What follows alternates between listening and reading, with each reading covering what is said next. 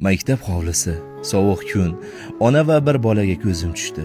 Onani tinkasi qurib borardi, ishlar edi. Bola esa hali hayot nima ekanligini bilmaydi. Men to'xtab qoldim.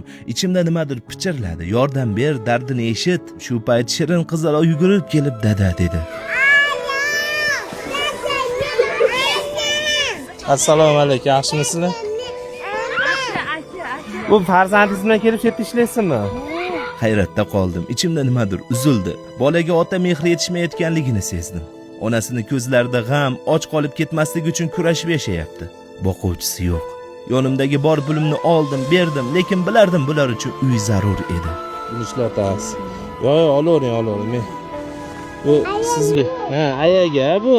Buni sizga qizingizga narsalar berasiz inshaalloh. Xo'p? Chiroyli qilib. Bitta ko'rminglar, xudo xolasa.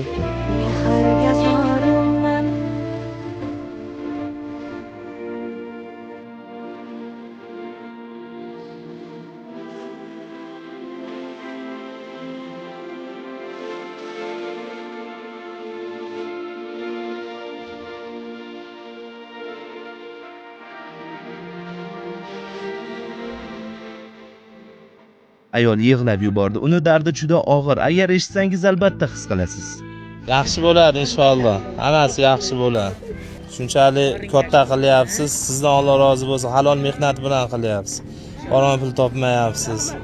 Inshaalloh bu Allohning mukofoti. Biz sababchimiz xolos. Qalbimizga solsa kelamiz. Agar siz hozir shu videoni ko'rib ichingizda nimanidir his qilgan bo'lsangiz, demak bu bejiz emas.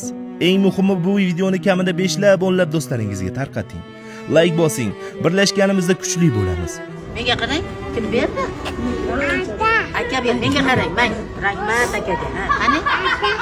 Ana javob. Izohlarni diqqat bilan o'qib chiqamiz. Agar ko'pchilik birlashishga tayyor bo'lsa, keyingi videoda ehson ochamiz.